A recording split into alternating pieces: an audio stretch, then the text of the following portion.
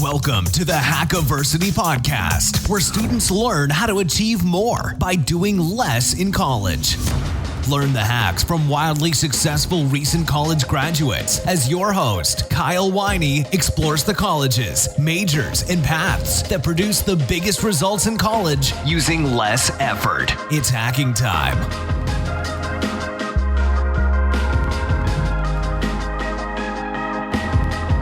Hello, all you college hackers. Welcome to the Hackiversity Podcast, where I, Kyle Winey, show students how to achieve more by doing less in college.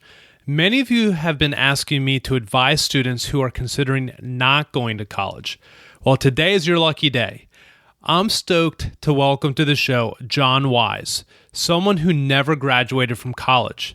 And no, contrary to what most people will tell you, that has not spelled immediate destruction for John's career. In fact, it's just the opposite. When I interviewed John, he was in the middle of Times Square in New York City, so that's why you'll hear horns honking and sirens blaring in the background. The reason why John was standing in Times Square was because he had just finished meeting with a panel of investors who invested $8.6 million into his company, Loci, a company that helps inventors determine whether their idea exists. Of course, $8.6 million is a lot of money, but that's only one part of the investment round projected to raise a total of $270 million. That's incredible. How could these investors give millions of dollars to someone who never graduated from college? Easy, because John has demonstrated his abilities in a variety of other ways, including by developing over 1,000 inventions, namely in the automobile racing industry. In this episode, John and I tackle, among other things, how students can determine whether they should go to college in the first place. As John makes clear, there is no one-size-fits-all answer for students. However, there are certain principles which can guide this analysis. Without further ado, let's dig in. John, thanks so much for joining me today. Thank you. Glad to be here. John, I'm stoked to have you on because you mark the very first person on my show who's never actually gone to college. So I'm super excited to talk to you about this. Well, that's true, but it's also not, right? I went, but for 2.5 weeks. And what college was that? Oh, that was, as we called it, Harvard on the Pike. That was Montgomery College in just a little crappy community college in Maryland. Cool. Well, I'd love to get into that in a second, but before we do, let's just set the stage and tell all the listeners out there, how old are you? I'm 32. So as you said, you actually never went to college except for that 2.5 week period. So here's a basic question to start us off. Why did you never go to college? I didn't really see the need. So what's interesting about like my age and generation here is that, when we were kids, there was one real path to knowledge, right? There was a bottleneck. There was learning from books or school or teachers, right? We had to learn from one of these finite sources. Now I'm dyslexic and I have really terrible ADD. So I was terrible at listening to begin with, and I kind of went off on my own thing most days anyway. So I kind of learned how to teach myself. I had to. No teacher was teaching me adequately, and I sort of got into just absorbing this material very quickly. I learned by doing things kinesthetically, and then sort of the big apex happened. The web came around, right? The internet, and now all of a sudden there wasn't a bottleneck of information for me to absorb. Now it was everywhere. Everything had information that I could soak up. So you're just teaching yourself everything all the time. Yeah, absolutely. In fact, I didn't read a book until I was about 27. Not a single book, right? I couldn't. Now I read about 3, sometimes upwards of 6 a week. But that's the thing, right? Is I learned very quickly and sort of early on how to weed out the BS online and sort of vet the material and teach myself. And I'm kind of I kind of had a problem with authority, right? In general, I'm a terrible employee. I'm a great boss, but I'm a terrible employee. So I always had a problem with what teachers were telling me anyway, because I would always question them. And I'd always say, yeah, no, that doesn't really sound right. Something like this. Yeah, yeah. So, John, were there people to encourage you away from opting out of college, or were people okay with you just deciding not to go? Oh, no, my mom cried for about 2 weeks. when I told her I wanted to be a mechanic, she was really upset. So my mom's used to be an English professor. Now she's a realtor. My dad has 5 undergrads, 3 masters, and a JD. Now he's getting his PhD. And both of my brothers have MBAs. So you really bucked the trend. Yeah. I mean, I kind of went against the status quo, which is pretty much my life story. So how did you deal with that pressure of just being different from everyone in your family? I don't really see that as pressure. That's just me. Yeah. And you just were embracing who you are. I just did what I wanted to do, right? I started a mechanic business and a consulting company in high school, freshman or sophomore year, and would skip class and I'd go and work on cars and learn everything about them. And then what would have been my freshman year in high school, I got a job with BMW as an engineer and went from there. That's amazing. I want to get into that in a bit. Before we do, John, let me just ask you this. So many people think that there are only 2 types of people who should not go to college.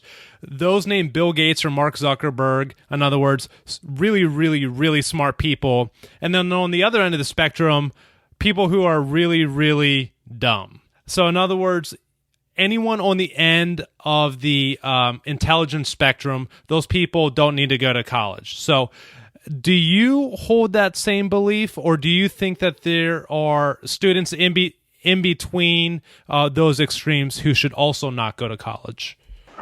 Yeah, absolutely. Absolutely. And who are those students? Well, look, there's nothing wrong with a trade school, right? Learn how to do something. Learn how to make something of value. It doesn't matter if you're, blacksmithing knives or building race cars or coding, or doing HVAC. What's wrong with that? Right? The tradesmen used to be the most highly valued jobs and employees around the world. So to all the students out there contemplating not going, are you suggesting, look, don't listen to what society tells you about the stigma associated with not getting a college degree. Just focus on doing you. Is that basically the takeaway there? Yeah, of course. Of course. Yeah, look. So, wouldn't you consider a nursing degree or, nursing education something that's extremely important and valuable in society? Absolutely. My mother's a nurse. Well, exactly, right? That's not technically a college degree. That's a trade school, but that's extremely important in society and in life. Right now, coders are as well. Coal miners back in the day. What's wrong with that? These are fundamental things required for betterment of society. In fact, these are the biggest things that promote GDP. Gross domestic product, everything that a country sells. So, John, if there's one piece of advice you could give to students who are on the fence about whether or not they should attend college, what would you tell them? There's no one-size-fits-all shoe here. Just do you. Just do you. Just don't, regardless of college or not college, don't stop learning. The first thing you need to learn is how to teach yourself, because at some point, that flow of information, that picket is going to stop. How did you go about teaching yourself how to learn? And how can students replicate that for themselves? I have a little bit more of an advanced theory on this, right? So my theory, my premise is that when you think about what the root of information or knowledge is, right? Think of it this way. You say, all right, if I want to gain more knowledge, can you improve intelligence? Maybe, maybe not, right? There's no science to prove that. But what you can do is that knowledge or capability, intelligence and experience creates knowledge, right? You have to be around to experience things in order to get some knowledge and experience something out of it, right? Get some value out of it, to learn. If you can't change the intelligence, right, then change the experience. But in order to get the most out of experience, you need to have focus, right? Now, for me, focus was not really an option, right? Having bad ADD and dyslexia. What it came down to for me was interest. Now, interest is something that I can control. That's a variable that I can do. Right? And what I ended up realizing is that interest, ultimately, the root of that is motivation.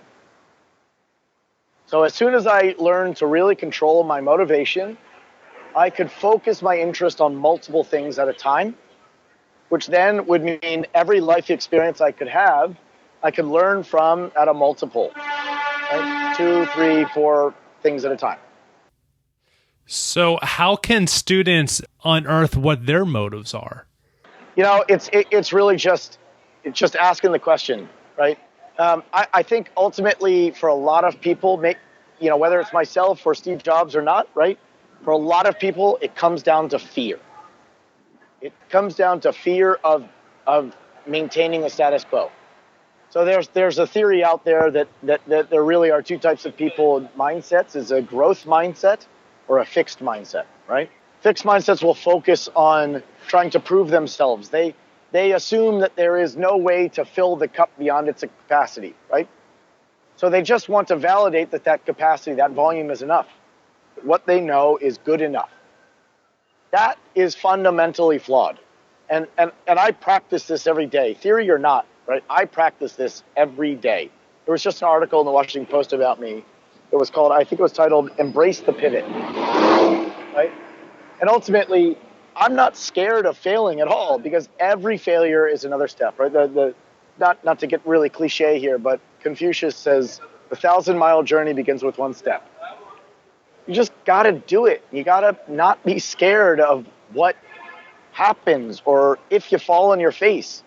That doesn't mean that you shouldn't, make some good padding so that you can land safely and not, ruin your whole life. You can do that. You can think about it, right? But ultimately, don't be scared of doing things that you might fail at. In fact, you should do things that you're scared of. And start young to do those things, right? So if you're a freshman, sophomore, get out there and start looking for opportunities where you're likely going to fail. Is that right? Yeah, exactly. I mean, so that fear definitely starts very young. That does not mean that you can't fix it now. Yeah, I love that. I think that's gold. Cool. John, in my book, I make the case that the purpose of college is to just get a credential, because it basically says to employers in particular that you are smart or you possess certain skills. So obviously you didn't go to college, and so you don't have a degree to necessarily show people certain things that a degree would otherwise say about you. So are there other resume items that you have or other accomplishments that you point to in order to establish credibility? And really what I'm trying to drive at here is this fear that you're talking about that students might have out there who don't go to college and say, I'm not going to have that degree to show someone that I actually am smart and capable. So what do you do in particular to overcome that? It's pretty simple. I show that I'm smart and capable. How so? I don't ask for a resume to do it, right? So let me ask you this, Kyle. What's the purpose? What's the sole purpose of a resume? Is to convey certain things about you, your skills, your abilities, your competency. Okay. Is it to get you a job? Yes. No. It's to get you an interview. The interview gets you the job. I like that. Yeah. Okay? Yeah. The resume doesn't matter. Right? We've got 47 people or something on staff right now, right? I hire new people. I interview new people every day, whether they're investors, they're customers, they're affiliates, they're employees. It doesn't really matter. I hire and interview people every day. I don't care about the resume, because ultimately the resume doesn't matter if it's fluffed up and trumped up, right? It needs to be based on, sorry for the truck. It needs to be based on experience. Right? I know enough about enough to know if you're giving me a load of. It's just that simple. So, in other words, for students out there who are worried that they might not have that fallback in a college degree, all they have to do is figure out some other way to just get themselves an interview. And from there, they can establish their competency, their credibility in other ways. Yeah, so let's boil this down to one variable, right? Let's talk about like coding for a minute, okay? So if you were a software, CEO, something along those lines, would you rather hire somebody with 4 years of coding education or 4 years of coding experience? 4 years of coding experience. Exactly. Why? Because they have the practical skill set to actually add value. Yeah, because you have no practical designation in a resume. You have somebody's word for it. If I know that you've been employed by somebody, that you've been doing this, that you're not afraid to pivot, that you've seen the way things can go right or things can go wrong, that's the guy I want. So for all you college students out there looking to break into something without a college degree, go out there and get experiences in exactly what you're looking to get a job in, and that can't replace the value of that college degree. It's not about replacing the value of a college degree. What it is both of them, right? Both people with degrees or in school, anything, right? Go and do what you want to do, because the other big side of it, right? And this is something that people rarely talk about. You don't know if you're going to like the actual business that you went to school for. And I don't know that you're actually going to be able to stick it out. If you're in molecular engineering, right, you may really hate doing that on a daily basis. It doesn't matter if you have a PhD or master's in it. Well, PhD is a little different. That's practical as well. But, if you have a master's or a degree in it, but you've never actually worked in the field, you may hate the infighting or the infrastructure or the way the business works. I went back to school for a license to work on jets, actually, for a couple of years. And I loved school, right? I did really well there. I loved it. I loved learning about planes because I thought it was so applicable to what I was interested in. I got into the industry and immediately realized that it wasn't about working on planes. It was about filing paperwork. Yeah. And that's not what you signed up for. No, of course not. So, John, I want to just put a bow on the subject about going to college versus not going to college. So, to be clear, let's boil this down. Who do you think should go to college and who do you think should not go to college? I think anybody that doesn't know should probably continue to learn, if they're going to like it. But at the same time, right, the best way to understand if you're going to like it, go and get an internship. Go and work somewhere. Do it. Yeah, I think that's so key. So, John, let's switch gears here and dive into your career. You've done some really amazing things and you're continuing to do some really amazing things. So you founded Loci, which is a company that crowdsources invention and concept mapping. So tell me, what does that mean? So I spent a long time working on race cars and jets and all sorts of other stuff, right? And the big problem that I found with it was that we were all so focused on competitive advantage that even though we had amazing groundbreaking technologies, we would never file patents on them, right? And that was a real shame to me. So I wanted to have some way of, basically initially was a Wikipedia for inventions that you weren't going to execute on, that you weren't going to build. Maybe you couldn't. Maybe you didn't have the money. Maybe you didn't have the capital or didn't know how to do the market itself. So we wanted to have a place for people to share ideas. That was quickly debunked because we realized that all of the searching processes, right, all of the search engines out there were all based on keyword searching. Well, the trouble is that in inventions, who do you think comes up with the keyword? If you invented a technology today, who came up with what it's called? The founder? Exactly. So what search engine is going to have the keyword that you're searching for to try to find like things? Nothing. So, in other words, you were involved with the technical part of this idea for years and years before actually founding a company to solve a problem. In other words, you identified a problem first by actually being involved in the industry, and then you use that expertise to actually go about solving it. Yep. Well, this is my third business, right? So I had a mechanical engineering consulting company for racing and aerospace stuff. And then I had a real estate investment business after that. And those were both successful businesses at the time. I mean, I was making quite a bit of money. I wasn't going to jump ship into something that I was passionate about for sure, but had no idea of the actual market. So I was waiting until the patent was actually secured and granted. John, how long ago did you found Loci? 2015. So you were around 30? Yep, right around there. And so Loci was not only an extension of the knowledge that you developed by being in the industry, is also really an extension of your passion, right? So how did you actually go about finding your passion? How do you recommend that students go about finding theirs? You just got to look deep, man. I've been very passionate about several things.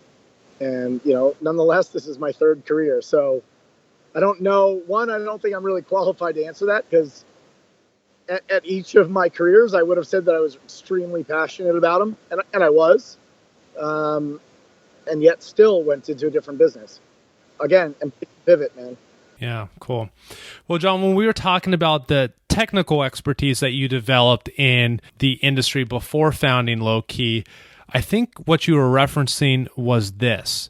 So I understand that you have over 1,000 inventions, which are mainly based in the auto racing industry. Is that right? Well, yeah, but we call them a couple of other things now, right? Like IoT is one of them. Internet of Things. Yep. Yeah. And we've got autonomous vehicles. That was something from racing as well.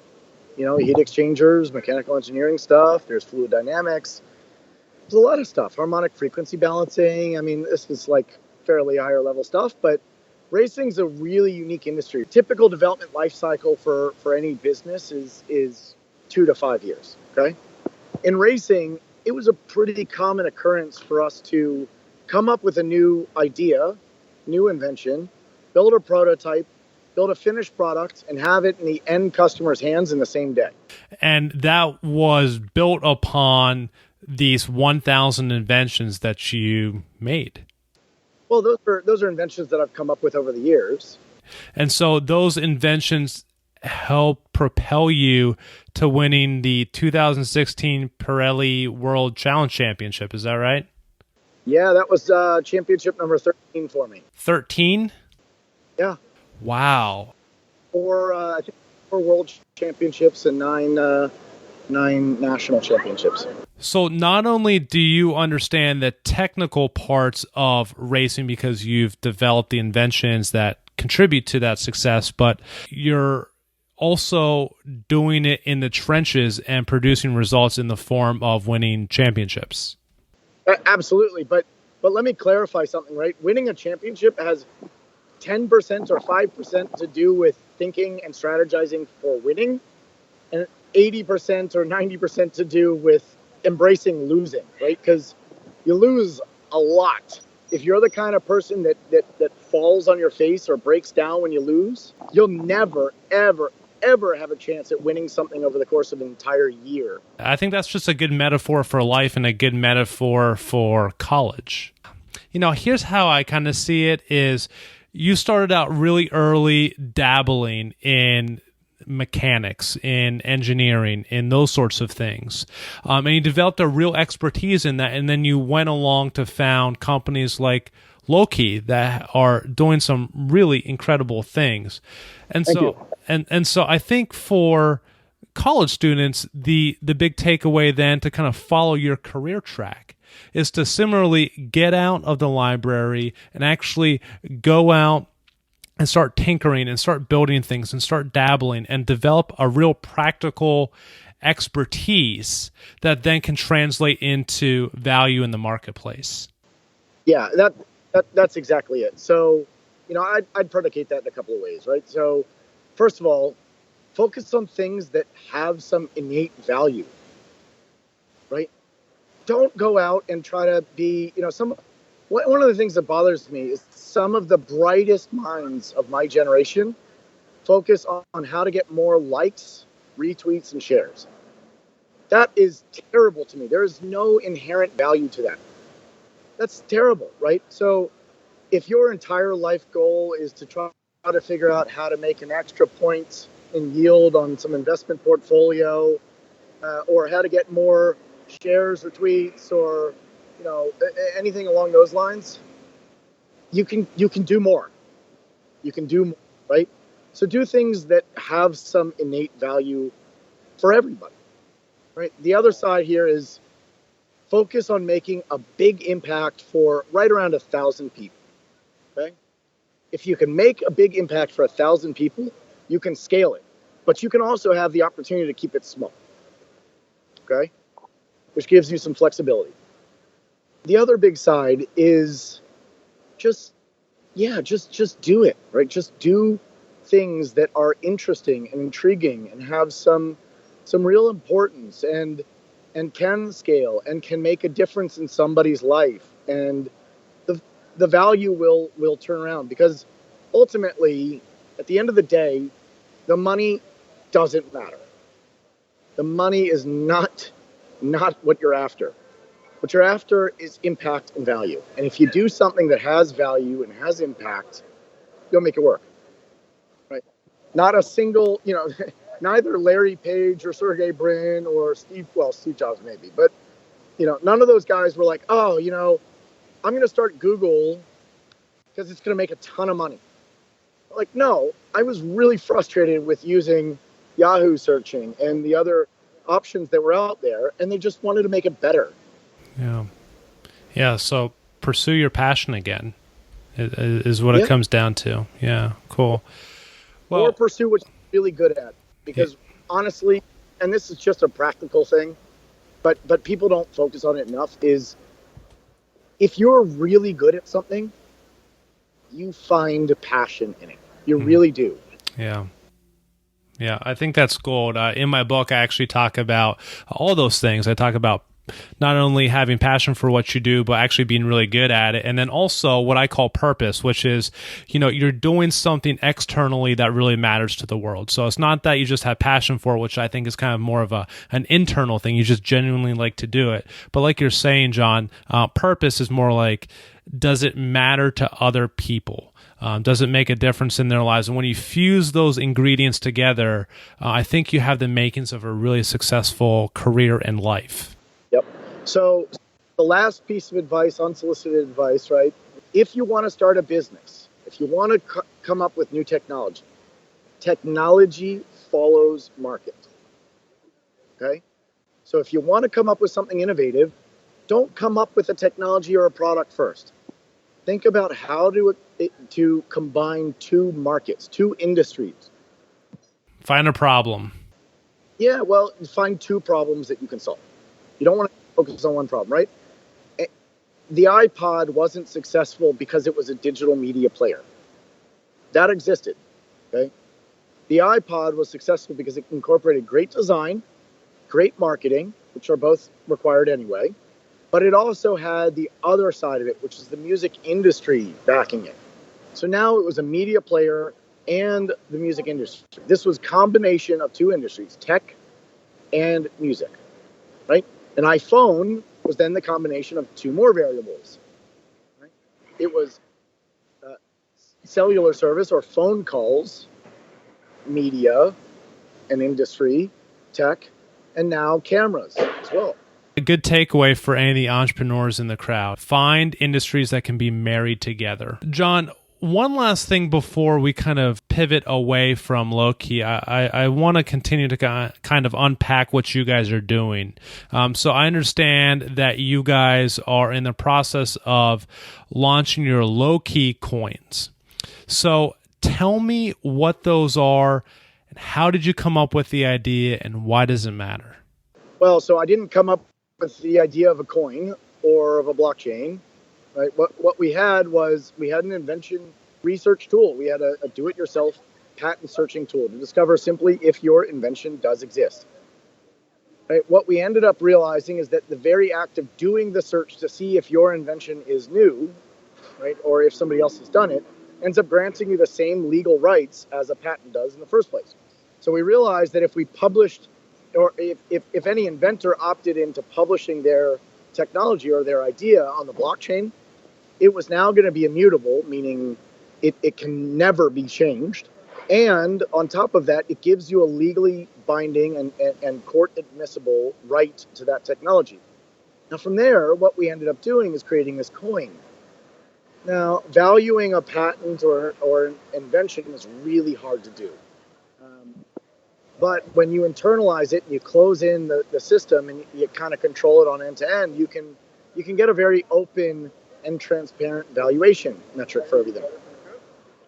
From there, what we ended up doing was creating our own coin that is, part of it's used for actually using the tool if you'd like to, but you can also pay $250 for it a month. Or if you wanted to buy or sell an invention, you had to do it with our coin. That way we could make it transparent and nice and consistent for everybody to be able to have the same amount of value for any idea. The right value, right? So that's been going really well. I'm out in New York. I'm in Times Square right now, as everybody can probably hear. The sidewalks and people walking by and all that crap. But yeah, so we're in the middle of our pre-sale of these coins, and it looks like today we've raised about $8.6 million. You raised $8.6 million today. Yeah. Congratulations. That's awesome. Thank you. That's really exciting. So not only are you doing things that matter, John, but when you do that, other people see, and that helps generate and build momentum for this kind of success, as you just experienced today with the raising of $8.6 million. And so I think that's a key takeaway for students. And we were getting at that earlier, and that is, if you're good at what you do, if what you do makes a difference in other people's lives, and if you're really passionate about that, success is going to come. Oh, absolutely. Make a difference for multiple people, right? So for us, we cut down the cost by 90% of filing a patent. We made it so that you can make money on having an invention from what was about 6 years to now 6 seconds, right? And on top of that, we improved the margins for law firms to do the prosecution, and we cut down the cost for for corporations to buy good technology and turn it into a product, right? Which at the same time ends up increasing GDP. So yeah, all of that. Now let me also say, those $1 million, 8.6, I think is what I had said, somewhere around there. That money is like, I don't know, maybe day 3 or 4 of really turning this out. We've got about so when this thing's all said and done, we're expecting to have right around 270 million raised from this. Wow! So this round of financing, $270 million.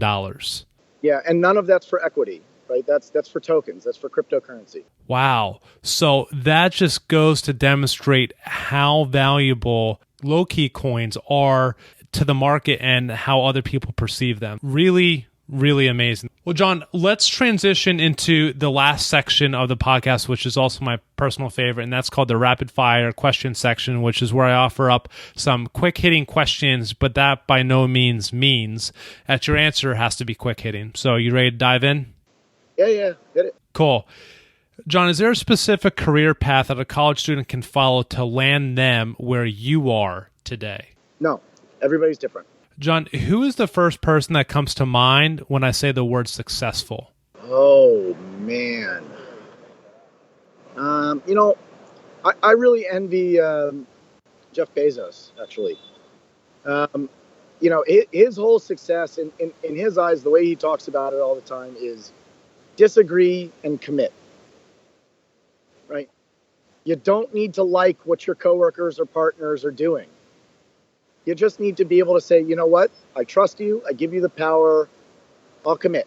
I'll move on. I like that. Bezos is an amazing guy.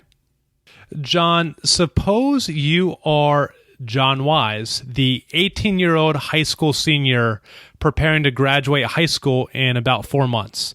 But this time you are graduating in 2017. So where are you going to concentrate most of your energy? Oh, machine learning. Machine learning and cryptocurrencies, but blockchain coding in general, whether you're doing coding or you're doing markets or you're doing analysis with it or you're converting medical records or death records, whatever, that is where it's going. No questions asked. Ton of opportunity there for students. John, what's the best lesson a teacher, a parent, or a mentor has taught you? I don't know if I'm qualified to answer that. Like I said, I have a real problem with authority. I've had a lot of great influences in my life. I don't know that any one of them have given me some big impactful, holy, I need to clean up my act or change my life sort of story. That's not to take credit away from them, right? It's been sort of an amalgamation of all of these lessons and teachings. But I don't know that I can boil it down to something that simple. Yeah. Cool. So you are the product of many different life lessons accumulated over time. I like that. I think any student in 2017 needs to be. John, what book do you think every high school senior should read? Drive by Daniel Pink. I really like Dan Pink, yeah. That book talks about motivation and why you do the things that you do and how you should think about approaching what you're about ready to do and whether or not it aligns with the right motivation. Yep. And the second one is Moonwalking with Einstein. I've never read that one. Can you tell the listeners what that's about? Yeah, so it's about genius Loci. It's about it's about a memorization technique for remembering anything with a unique sort of mnemonic or mental mnemonic. John, what is one thing you want a college sophomore listening to this podcast to know? So as cliche as it is, right? Grant Cardone's got a great phrase that he uses, and he says, "I live my life now the way others won't, so I can live my life later the way others can't." And what he means by that is he puts in, he does what matters now. He puts in the work. Yeah. I mean, you don't necessarily worry about drinking and stuff and partying. I work 120, 130 hours a week, right? I have 96 flights or something booked over the next 3 months in 37 countries. It's just do what you got to do. If you're passionate, if you're excited, if you love what you're doing, do it. Just do it. Yeah, cool. I like that. And the other side of things is fail early and fail fast. Embrace the pivot, man. I like it. John, last question for you. If you could recommend something to a college student in the form of a tweet, what would it be? In the form of a tweet? What kind of a question is that? Boil it down, baby. So 150 characters? 250? 140, but I won't count, John. I promise. All right. So I don't need to count either. Yeah. I'd have to say embrace the pivot. And can you just be crystal clear with what you mean by the pivot? Yeah, don't be afraid to reinvent yourself. Don't be afraid to start over and admit that you absolutely sucked at what you were trying to do. Because trust me, every day, people prove me wrong. Every day I learn a new way to do something, right? I taught myself how to tie shoes again recently because I was tying my shoes wrong. 30 years, right? I was tying my shoes wrong. Is there a video we could watch to learn how to tie them correctly? So there was a cool show that was, I don't know, like everyday stupid things, or no, it was called "You're Doing It Wrong," and there was a whole series on it, right? So one episode would be how to open a door, right? How to pull up a chair, and I just thought it was hilarious, right? That it was.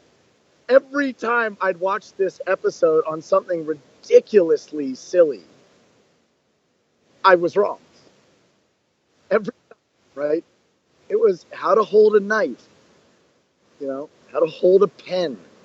That's good, because I actually think I watched a TED Talk on how to tie a shoe, and I remember walking away from it thinking, that's not all that impressive, and because I tried it and it didn't work for me. So either the teacher wasn't any good, or I just didn't take away what I was supposed to take away. It didn't embrace the pivot. Yeah, I guess. Cool. Well, John, this has been a ton of fun. You are a fascinating guy, and I know that people can learn so much about you. So where can they learn more about you and the work that you do, and anything else you want the listeners out there to know? Learn more about me? I'm not that interesting. You may feel like I am, but I'm really not. There's a reason I don't tweet, because I just don't find myself that exciting.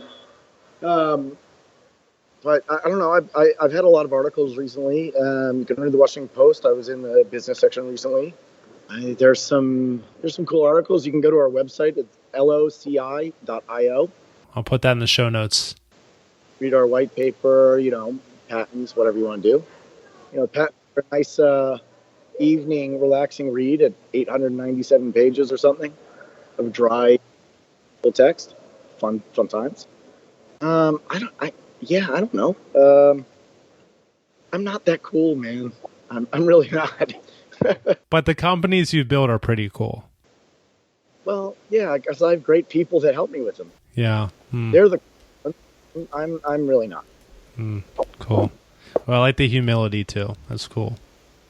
No, it's not really humility. It's just I'm just not. You have self-awareness, and you're being honest about it. And I embrace the pivot for myself too, right? I recognize what I'm really bad at, and talking about myself is clearly one of those things. Awesome. Well, John, this has been a ton of fun. Thanks for coming on the show. Thanks, boss. Talk to you later, man. Hey, all, just something I want to quickly emphasize before I let you go, and that concerns helping students decide whether or not they should enroll in college. John and I discussed 3 critical principles to help students make this decision. These principles include, first, asking whether what you are pursuing brings value to the marketplace. That can include things like coding and HVAC, but the market must value what you're doing. Second, regardless of whether or not you attend college, you must have the practical skills to add value. And in order to develop these practical skills, you must actually get out in the workplace and do it. In the world of conventional college advice, where the library is the only place that matters, I know this sounds like a crazy idea. But to those in the real world, there is no substitute to practical skills, including to those looking to opt out of college. Third, students on the fence should actually test their desired career path before committing to college. For example, do you think you want to be a mechanic? Great. Go out and work for a year as a mechanic. But no matter what, if you're unsure whether or not college is for you, do not go. Think about it like this. If you are car shopping and unsure whether or not you want to buy a car, do you say, oh, I'm not sure whether or not I want to buy this car, but instead, I'll just pay $100,000 and find out later if I like the car? Of course not.